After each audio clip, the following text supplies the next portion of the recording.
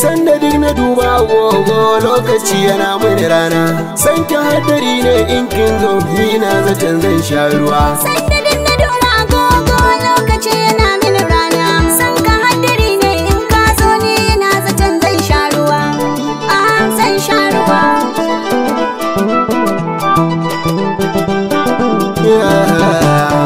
Lokaci ashe bako ne domin yakan wuce ka da sauri. Shi yasa nake ta biyar ki tun damuna zuwa har dari. Ke nake bida na samu ai dole ne na je na yi kuri. Bambarin kin har na barki na tabbatar da na buga gwayi. Ba ni tabbacin rayuwa da ke zuciya ta tada da kwayi. Da ke nake tun kaho kaunar gice ta sani nake ta majaja.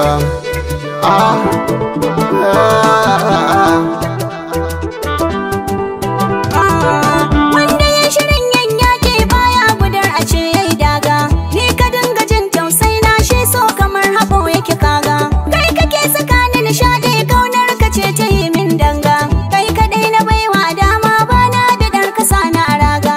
So nake karaye da ni domin zuciya da kai ta yi tunga. Sanda duk ka yi mini nisa sai ejiya ta dinga yawan zubar ruwa.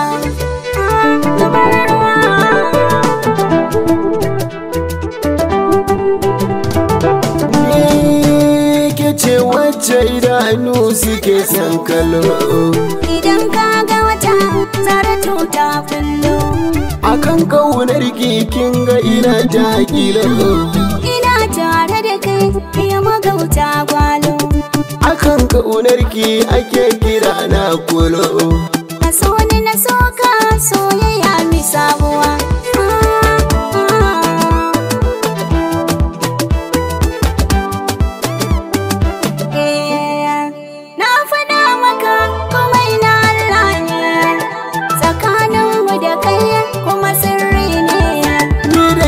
Soyayyar ta mu ta yi zane har mutane na ta faɗi jarabta ne. Amana ne ce da sun wadace ne, ni da kai soyayya kuma hakun ne. Riga alkawari sirrika ki babu ne, na baki yarda da amana don ke ruwa.